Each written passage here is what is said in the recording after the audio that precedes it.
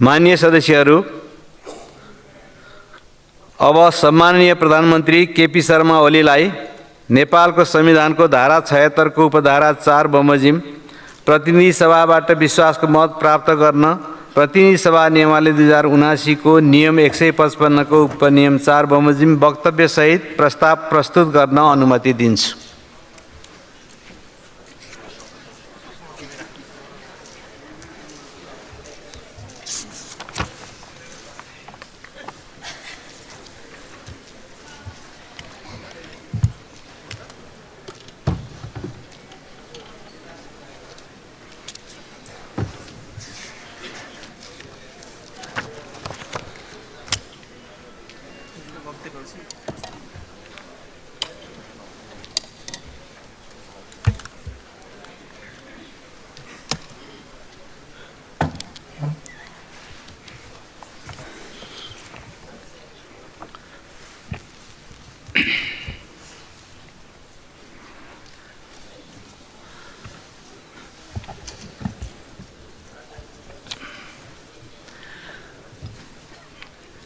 सम्माननीय सभामुख महोदय,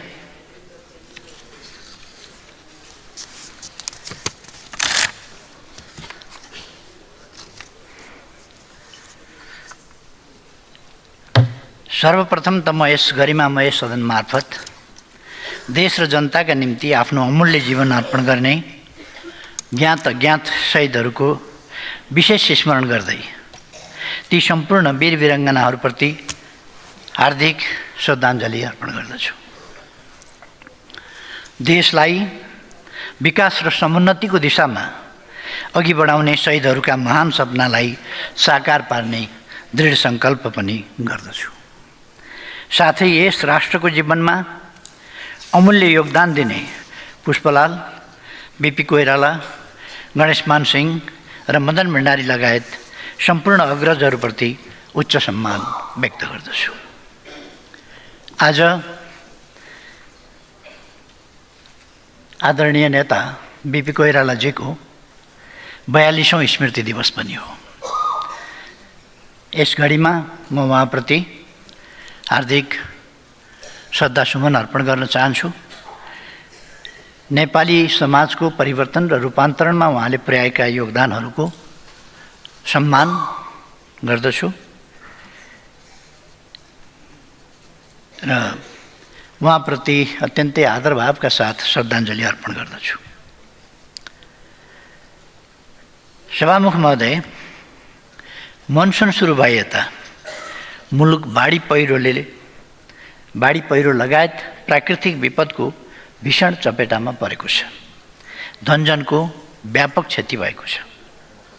यस दुःखद घडीमा म विपदमा परेर ज्यान गुमाउने सम्पूर्ण दाजुभाइ दिदीबहिनीहरू प्रति हार्दिक श्रद्धाञ्जली एवं शोकाकुल परिवारजनप्रति गहिरो संवेदना व्यक्त गर्दछु।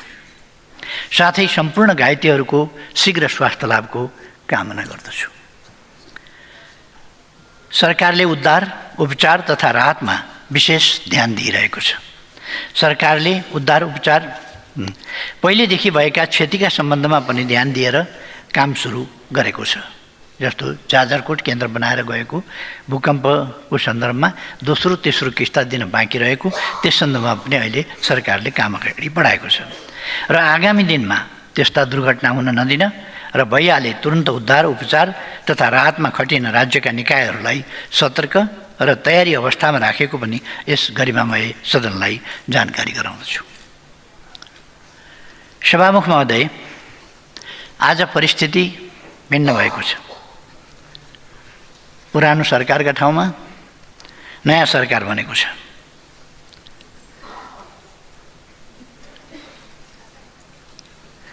संविधान र कानुन बमोजिम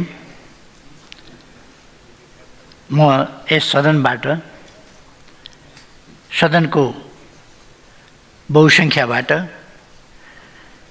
प्रधानमन्त्री नियुक्त भएको छु र यसै सन्दर्भमा संविधान र कानुन बमोजिम प्रधानमन्त्रीको रूपमा विश्वासको मत लिन यहाँ उपस्थित भएको छु। मलाई विश्वासको मत दिनुअघि यस सम्मानित सदनले मलाई विश्वासको मत दिनुपर्ने कारण संक्षिप्त रूपमा आग्रह गर्न चाहन्छु। सबैभन्दा पहिला हामीले सरकारको जिम्मा लिइरहँदा देशको स्थिति कस्तो थियो भन्ने एउटा सानो झलक यहाँ प्रस्तुत गर्ने अनुमति चाहन्छु। सिङ्गो देश यति बेला निराशामै छ। 46 सालपछिको पुस्ताले यति चरम निराशा सायद पहिलोपटक अनुभव गर्यो। यो सरकार परिवर्तनको सङ्घारमा आइपुग्दा को स्थितिको बारेमा म भन्दैछु। अर्थतन्त्र असाध्यै डामाडोलको अवस्थामा छ। आयात र निर्यात दुवै घटेको छ।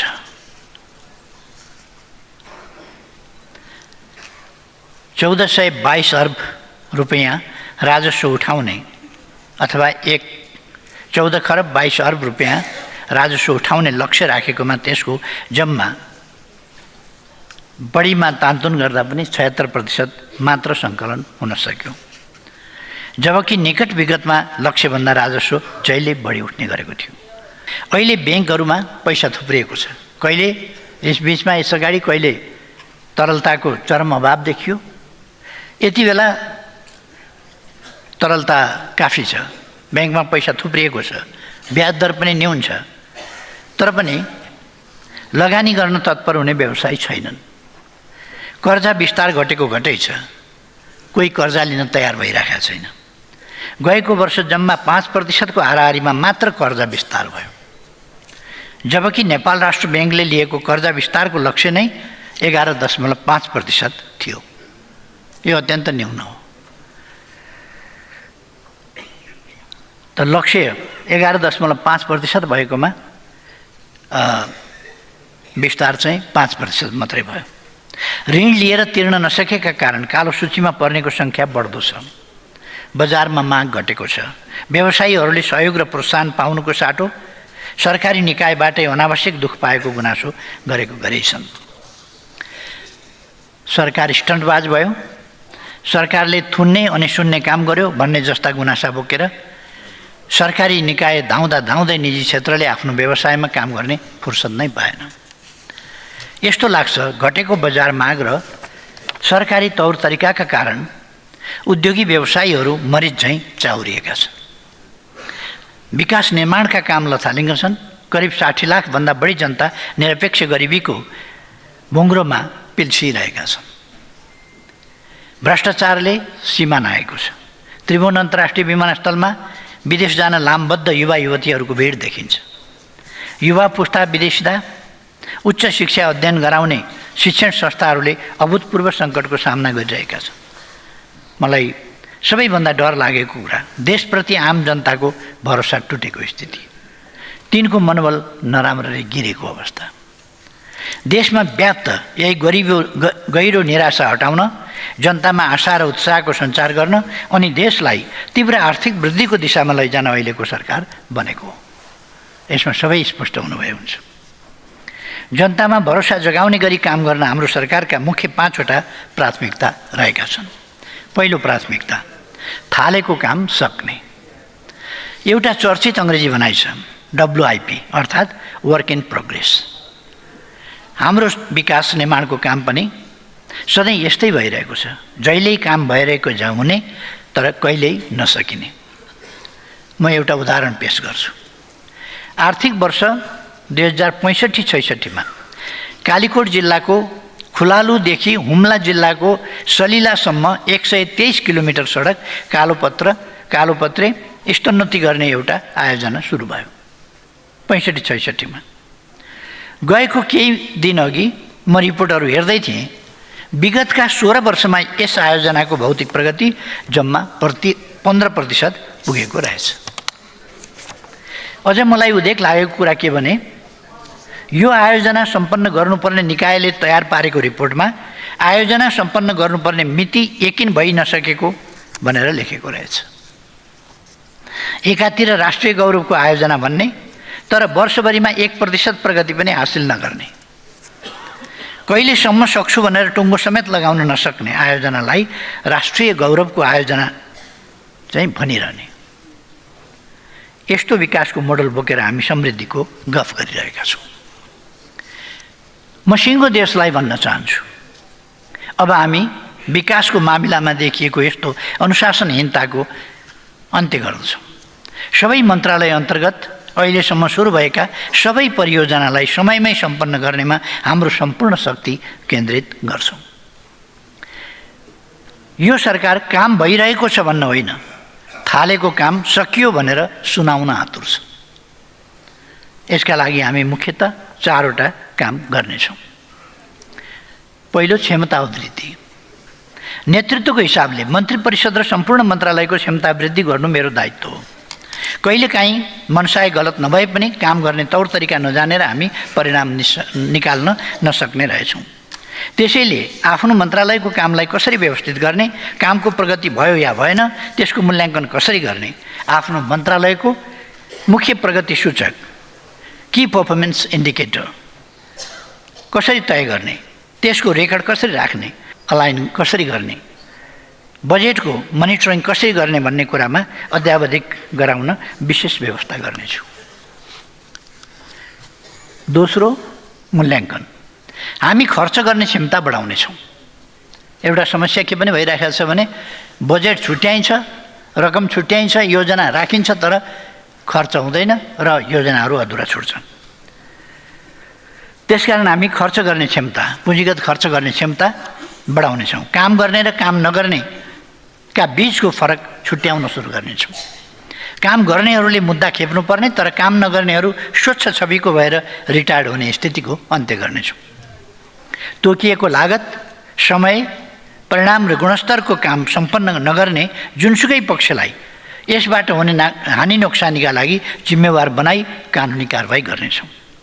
लापरवाही र बदनियत साथ गरिएको अनुचित विलम्बका कारण परियोजनाको लागत वृद्धि हुन दिने छैनौँ र ठेक्काको दुरुपयोग गर्नेबाट हानि नोक्सानीको रकम असुल उपर गर्नेछौँ।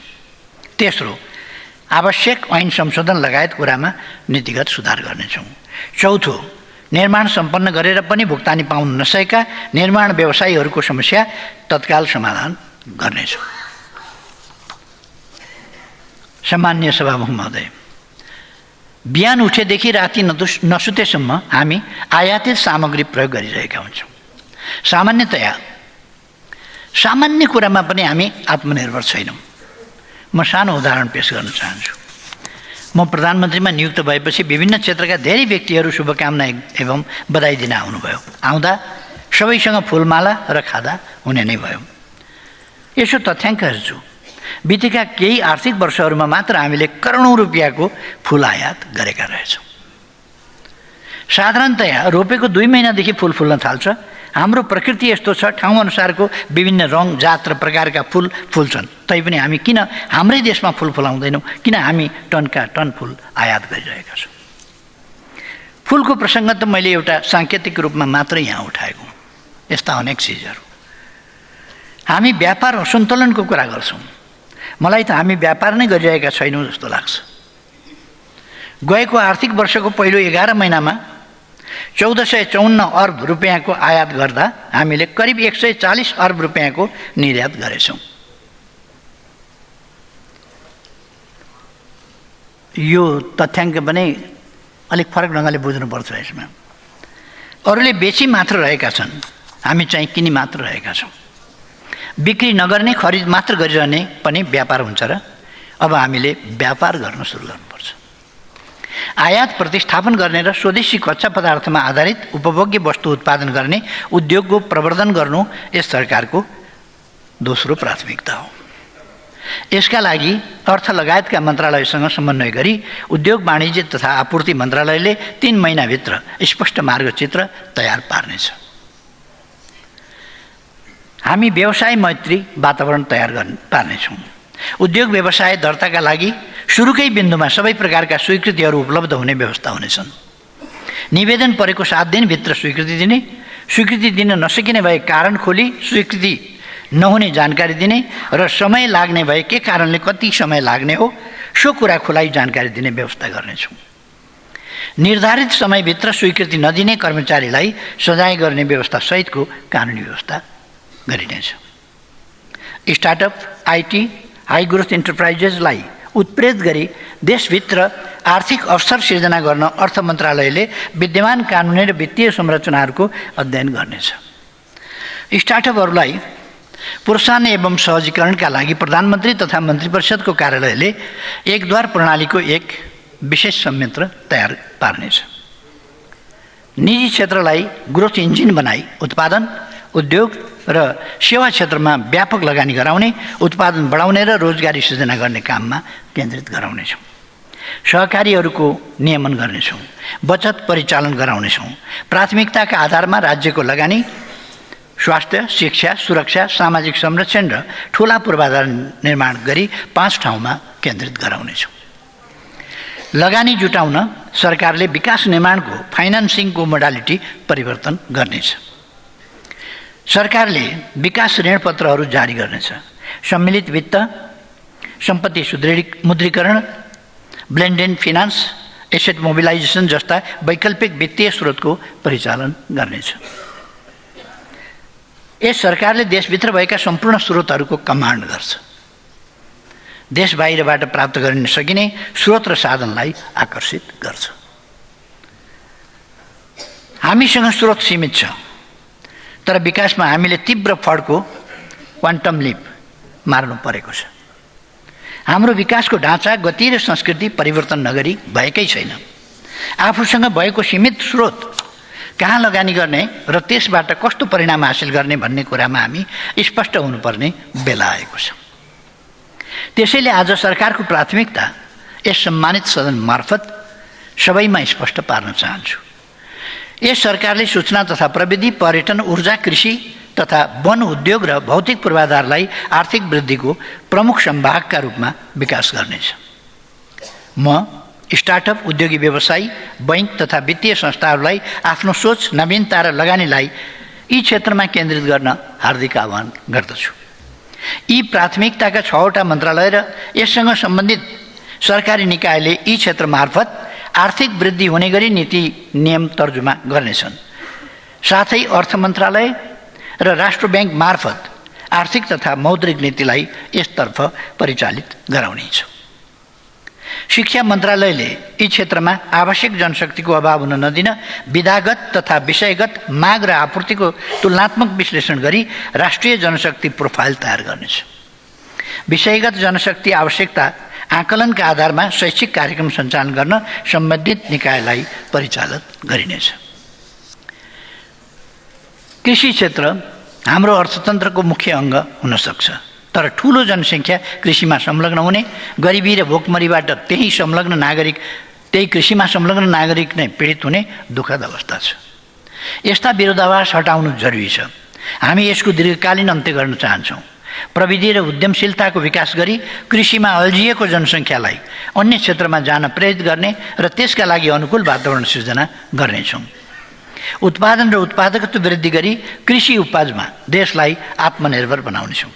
कृषिको आधुनिकीकरण र व्यावसायिकीकरण मार्फत उत्पादन बढाई कृषि उपजको निर्यात गर्नेछौँ।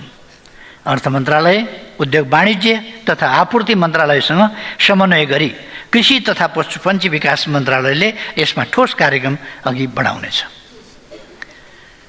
हाम्रो सरकारले स्थिरता, विकास र सुशासनको भरपर्दो इकोसिस्टम तयार पार्नेछ। हामी डिजिटल नेपाल फ्रेमवर्कलाई समयानुकूल परिमार्जनसहित प्रभावकारी ढङ्गले कार्यान्वयन गर्नेछौँ। नेपालको स्वामित्वमा रहेको अर्बिटल स्लट उपयोग गरी अन्तरिक्षमा आफ्नै सेटेलाइट स्थापना गर्नेछौँ। ब्यान्डविड्थको भुक्तानीका लागि विदेशीले गरेको ठुलो रकम रोकिने गरी सञ्चार तथा सूचना प्रविधि मन्त्रालयले तत्काल काम थाल्नेछ। सभामुख महोदय, युवा पुस्ता विदेशिँदा त्यसले पारेको आर्थिक र सामाजिक असर त सधैँ छ। मलाई हिजो आज महसुस हुन्छ वैदेशिक रोजगारीले अर्थतन्त्रको संरचनामा पनि व्यापक परिवर्तन ल्याएको छ। केही वर्ष अघिसम्म नेपालमा मोटरसाइकल निकै बिक्री हुन्थ्यो, तर अहिले मोटरसाइकलको सट्टा स्कुटरको बिक्री बढेको छ भन्ने समाचारहरू आएका छन्। यसै गरी कुखुराको मासुको खपतमा कमी आएको समाचार केही अघि पढेको थिएँ। ट्रेन्डहरूमा केही परिवर्तनहरू भएका छन्। वैदेशिक रोजगारीका कारण उपभोक्ताको उपभोग गर्ने तरिका र बजारको मागमा परिवर्तन आएको छ, तर तथ्याङ्कको अभावमा हाम्रो निजी क्षेत्र र सरकारी निकाय दुवैले यसको प्रभाव कहाँ कस्तो परेको छ र कति परेको छ भन्ने कुरा बुझ्न सकिरहेका छैनन्। जसका कारण सरकारले राजस्व र व्यवसाय गुमाइरहेका छन्। वैदेशिक रोजगारीले अर्थतन्त्रको कुन अवयवमा के कस्तो परिवर्तन ल्याएको छ, माग र आपूर्ति कहाँ बढेको छ, कहाँ घटेको छ भन्ने बारेमा राष्ट्र ब्याङ्कले विस्तृत अध्ययन गर्नेछ। सभामुख महोदय, अझै हाम्रा दिदीबहिनी दाजुभाइहरू गरिबी, अभाव र भोकमरीको जिन्दगी बाँचिरहेका छन्। जहिल्यै मेरो मनमा प्रश्न आउँछ, यति उर्वर धरतीमा यस्ता मेहनती जनता यस्तो हालतमा हुनु जति दुःखदायी अरू के हुन सक्छ। वर्तमान सरकारले यस अवस्थाको अन्त्य गर्नेछ। सरकारको यो तेस्रो प्राथमिकता हो। यसका लागि खानपिनका बानीमा परिवर्तन गरी स्वस्थ र सन्तुलित पोषणयुक्त खानाको अवधारणा व्यापक गराउनेछौँ। यस कामका लागि कृषि तथा पशुपन्छी विकास मन्त्रालय, सञ्चार तथा सूचना प्रविधि मन्त्रालय परिचालित हुनेछन्। सबै पालिकामा खाद्य भण्डारणको स्थापना गर्न स्थानीय तहसँग समन्वय र सहकार्य गर्नेछौँ। यसबाहेक निरपेक्ष गरिबी चाँडोभन्दा चाँडो कसरी हटाउने भन्ने सम्बन्धमा योजना आयोगको नेतृत्वमा सम्बन्धित मन्त्रालयको एक संयन्त्र तयार पार्नेछौँ र त्यसको सुझावका आधारमा कार्यक्रम तर्जुमा गर्नेछौँ। सडकमा बालबालिकाको बेहाल हुन नदिन हामीले मन्त्री परिषदबाट निर्णय गरिसकेका छौँ। जुनसुकै भूगोलमा जन्मिएको भए पनि बालबालिकालाई भोकै मर्न दिइन्न, कुपोषणको शिकार हुन दिइन्न। स्कुल जान नपाएका, पढ्न नपाएका, जाडोमा न्यानो लुगा लगाउन नपाएका, वर्षमा ओत लाग्ने छानो नभएका अनि भोक लागेका बेला खान नपाएका बालबालिका र जनता नै यस सरकारको सबभन्दा प्रमुख चासो, चिन्ता र सरोकारका विषय हुन्। तराई मधेसमा आर्थिक रूपमा विभिन्न मधेसी दलित, सामाजिक रूपमा विभेद र भेदभावमा परेका व्यक्ति, अपाङ्गता भएका, अशक्त, बेसहारा, सङ्क्रमित, आश्रयविहीन, अल्पत्र र मनोरोगीहरूलाई मनमा राखेर सरकारले आफ्नो प्राथमिकता तय गर्नेछ। सभामुख महोदय, संसदको चालु अधिवेशनले यस आर्थिक वर्षको लागि सरकारको नीति कार्यक्रम तथा बजेट पास गरिसकेको छ। नीति कार्यक्रम र बजेट पास गर्दा होस् या सरकार परिवर्तन हुँदा होस्, माननीय सदस्यज्यूहरूले उठाउनुभएका कुरा मैले स्मरणमा राखेको छु। सरकार भनेको अविच्छिन्न उत्तराधिकारी संस्था हो, तसर्थ हाम्रा नीति तथा कार्यक्रमलाई अघि बढाउनेछौँ। परिवर्तन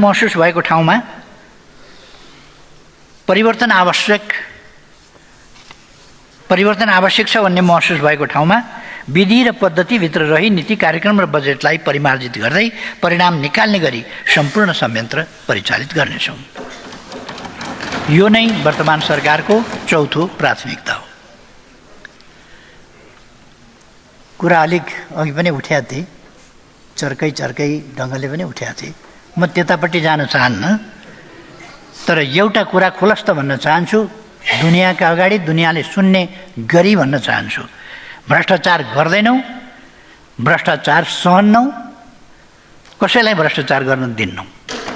भ्रष्टाचार र अख्तियारको दुरुपयोगसँग जोडिएका विषयको छानबिन तथा अनुसन्धान गर्छौँ। यसमा ढुक्क भए हुन्छ। कुनै कालखण्डमा भएका भ्रष्टाचार र जो कोही भ्रष्टाचारी उप कानुनी कारबाही अघि बढाउँछौँ। भ्रष्टाचारी एक दिन कानुनको कठघरामा पुग्नेछ भन्ने विश्वास समाजमा स्थापित गराउँछौँ। सहकारी पीडितका सम्बन्धमा उचित निर्णय लिनेछौँ र जोसुकै भए पनि सहकारी ठगलाई कानुनी कारबाही गर्नेछौँ। सुशासनका लागि स्टन्ट होइन, सही इन्टेन्सन चाहिन्छ। यस सरकारले आफू अग्लो हुन अरूलाई होचो बनाउने कोसिस गर्ने छैन। आफू गोरुदेखि अर्काको अनुहारमा हिलो स्याप्ने काम पनि गर्दैन। यो सरकारको पाँचौँ प्राथमिकता हो। सभामुख महोदय, यी 5 प्राथमिकता बाहेक सरकारले सार्वजनिक सेवा प्रभावकारी बनाउन र नागरिकको दैनन्दिन जीवनलाई सहज बनाउन अन्य सेवा प्रवाह, नीति निर्माण र विकास सम्बन्धी कामहरू गर्दै जानेछ। त्यसमध्ये केही कामहरूलाई म यहाँ छोटकरीमा राख्न चाहन्छु। नेपालभित्र जुनसुकै भौगोलिक क्षेत्रमा बसोबास गर्ने नेपालीलाई राज्यले उपलब्ध गराउने नागरिकता, राष्ट्रिय परिचय पत्र र सवारी चालक अनुमति पत्र अनलाइन प्रणालीबाट उपलब्ध गराउने व्यवस्था गर्नेछौँ। अघि भर्खरै पनि सदनमा उठेको छ कि 90, 95, 98, 99, 100 वर्षका बुढाबुढीलाई घन्टौँसम्म लाइन लगाउने यस खालको परिपाटी हुनु हुँदैन। जनता मालिक हुन्, जनता सार्वभौम छन् र हामीले जनताको सेवा गर्नुपर्छ भन्ने कुरा बुझ्नुपर्छ। हामी जनताका मालिक होइनौँ, जनतालाई थर्काउने तर्साउने होइन, जनतालाई दुःख दिने होइन भन्ने कुरा बुझ्नुपर्छ। हाम्रो काम सेवा गर्ने हो र सुविधा उपलब्ध गराउने हो। त्यसबाहेक सवारी साधन दर्ता, बिल्कुल नवीकरण र बिलबुक नवीकरण र घर जग्गा लगायतका सम्पत्ति खरिद बिक्री कर, विद्युत, खानेपानी लगायतका सरकारी शुल्क तथा कर लाइनमा बसेर होइन, अनलाइनबाट तिर्ने व्यवस्था मिलाउनेछौँ। स्वास्थ्य तथा कृषि प्राविधिक लगायतका सेवाहरू पनि अनलाइन प्रणालीबाटै उपलब्ध हुनेछन्। नागरिक प्रशासन र सुरक्षा निकायलाई सक्षम, व्यावसायिक र जनताप्रति उत्तरदायी बनाउनेछौँ। सार्वजनिक सेवा प्रवाहको गुणस्तर र प्रभावकारिता बढाउनेछौँ। विद्यालय शिक्षा विधेयक, निजामती विधेयक लगायत सदनमा विचाराधीन एवं निर्माण गर्नै पर्ने करिब 2 दर्जन नयाँ ऐन तर्जुमा गर्नेछौँ। नेपाललाई आकर्षक अन्तर्राष्ट्रिय पर्यटकीय गन्तव्यको रूपमा विकास गर्नेछौँ। जैविक विविधता तथा पर्यावरण प्रणालीको दिगो संरक्षण गर्ने र जलवायु परिवर्तनका असर कम गर्ने गरी रणनीति तर्जुमा गरी कार्यान्वयन गर्नेछौँ। जलवायु परिवर्तन तथा माउन्टेन इकोनोमी प्रति विश्वको ध्यान आकर्षण गर्ने समेतको उद्देश्यले प्रस्तावित सगरमाथा संवादको परराष्ट्र मन्त्रालयले तयारी गर्नेछ। निरोगी नेपालको सरकारको मुख्य स्वास्थ्य नीति हुनेछ। यसका लागि निरोधात्मक र प्रतिरोधात्मक दुवै पद्धति अवलम्बन गरिनेछ। गर्भवती महिला, ज्येष्ठ नागरिक, फरक क्षमता भएका नागरिक र बेसारा नागरिकहरूको स्वास्थ्योपचार तथा पोषणको जिम्मा सरकारले लिनेछ। सुकुम्बासी, मुक्त अलिया, मुक्त कमैया र अव्यवस्थित बसोबासीका समस्या समाधान गरिनेछ। हरेक कामलाई मर्यादित बनाइनेछ। श्रमिकको हक, हित र कल्याण सरकारको प्राथमिकता हुनेछ। कर्मथलोमा हुने सबै प्रकारका विभेदको अन्त्य गरिनेछ। श्रमिक तथा कर्मचारीलाई सामाजिक सुरक्षा प्रणालीमा आबद्ध गरिनेछ। वैदेशिक रोजगारीलाई सुरक्षित, मर्यादित र व्यवस्थित गरिनेछ। विदेशबाट फर्केका व्यक्तिहरूको ज्ञान, सिप र पुँजीको सदुपयोग गर्न श्रम, रोजगार तथा सामाजिक सुरक्षा मन्त्रालयले अभियान नै सुरु गर्नेछ। खेललाई राष्ट्रिय एकता, अन्तर्राष्ट्रिय प्रतिष्ठा र मित्रता अभिवृद्धि गर्ने माध्यमका रूपमा विकास गरिनेछ। सामाजिक सद्भाव, राष्ट्रिय एकता, सांस्कृतिक र धार्मिक सहिष्णुता एवं उदार मूल्यहरूको अभिवृद्धि गरिनेछ। कानुनको शासन, स्वतन्त्र न्यायालय, शक्ति पृथकीकरण, नियन्त्रण र सन्तुलन तथा जनताका हक र अधिकारको प्रत्याभूति गरिनेछ। न्यायालयप्रति जनताको विश्वास र भरोसा अभिवृद्धि गर्न आवश्यक सुधारका प्रक्रिया अघि बढाइनेछ। सभामुख महोदय, हाम्रो विदेश नीति स्वाधीनता, स्वाभिमान र विकासबाट निर्देशन हुन्छ। हामी असल छिमेकीपनमा विश्वास गर्छौँ, त्यस अनुसारको व्यवहार गर्छौँ। हामी छिमेकीका जायज चासो सम्बोधन गर्छौँ, साथै हाम्रा जायज चासो सम्बोधन होस् भन्ने पनि अपेक्षा गर्छौँ। हामी पारस्परिक लाभ, पारस्परिक सम्मानमा विश्वास गर्छौँ। यसलाई विकास र समृद्धितर्फ हिँडाउन बलियो प्रणाली नभइकन हुँदैन, नबनाइकन हुँदैन। बिना स्थायित्व बलियो प्रणाली नबन्ने रहेछ भन्ने कुराको हामी आफै साक्षी छौँ। म आज प्रतिपक्ष लक्षित कुनै टिप्पणी गर्न चाहन्न, तर यति चाहिँ भन्छु, नेपाली कांग्रेस र नेकपा एमाले जस्ता बलिया पार्टीले पटक पटक काँध थाप्दा पनि अघिल्लो सरकारले लय समातेन। सरकारले थिति बसाल्न सकेन, थिति बसाल्ने रुचि पनि राखेन, जसको कारण समाजमा अनेकन दूषित परिणाम निस्कने खतरा बढ्यो। त्यसलाई हामीले टुलटुल हेरेर बस्न सकेनौँ। यही कुरालाई आत्मसात गरी पुरानो सरकारको ठाउँमा यो नयाँ सरकार बनाएका हौँ। हामी सबैलाई थाहा छ, नेकपा एमाले र नेपाली कांग्रेस प्रतिस्पर्धी पार्टी हुन्। हामी विचारमा प्रतिस्पर्धा गर्छौँ, तर खास समयमा यी दुई पार्टीले सहकार्य गरेका छन् र देशलाई परिणाम पनि दिएका छन्। 7 सालमा राणा शासनको अन्त्यका लागि एक भएका थिए।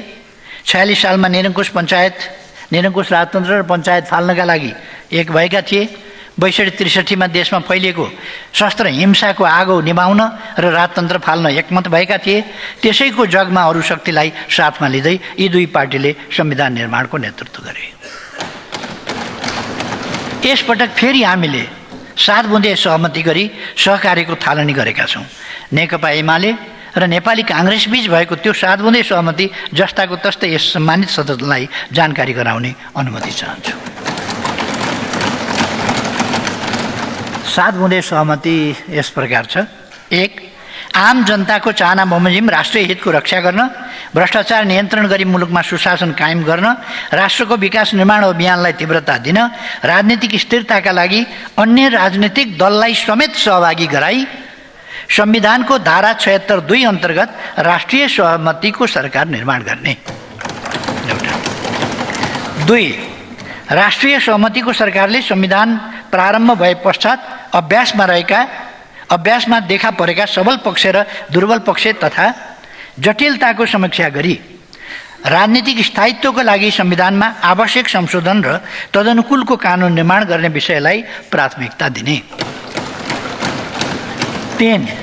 अर्थतन्त्रमा विद्यमान शिथिलतालाई अन्त्य गरी विश्वसनीय व्यावसायिक वातावरण तयार गरी आर्थिक गतिविधिलाई चलायमान बनाउने, आन्तरिक र बाह्य लगानीलाई प्रोत्साहन गरी मुलुकभित्र पर्याप्त र मर्यादित रोजगारी सिर्जना गर्ने। 4.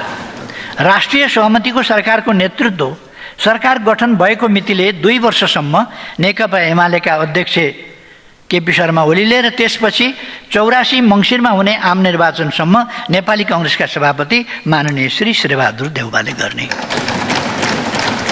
राष्ट्रिय हितको रक्षा गर्न, भ्रष्टाचार नियन्त्रण गरी मुलुकमा सुशासन कायम गर्न, राष्ट्रको विकास निर्माणको अभियानलाई तीव्रता दिन, राष्ट्रिय सहमतिको सरकार सञ्चालनका आधार र न्यूनतम साझा कार्यक्रम तर्जुमा गरी सोही आधारमा सरकार सञ्चालन गर्ने। 6. राष्ट्रिय सहमतिको सरकारका लागि 2 प्रमुख राजनीतिक दलको नेतृत्वदायी भूमिका र समानताको आधारमा समान हैसियतमा सरकारमा सहभागिता रहने र अन्य राजनीतिक दललाई समेत सरकारमा समावेश गर्ने। र 7. राष्ट्रिय सहमतिको सरकारको मर्म र भावना अनुरूप प्रदेश सरकारको गठन र सञ्चालन गर्ने र जनभावना अनुरूप प्रदेश तथा स्थानीय तहमा हुने विकास निर्माणको कामलाई तीव्रता दिने। 7 वटा बुँदा किन लुकाइयो भनेका बुँदा लुकाउनु पर्ने कुरा केही थिएन, बजारमा आइसकेका थिए। 7 वटा कुरा यिनै हुन्: देशको पक्षमा, जनताको पक्षमा, लोकतन्त्रको पक्षमा, स्थिरता स्थायित्वको पक्षमा, विकासको पक्षमा, सुशासनको पक्षमा यी बुँदाहरू छन्।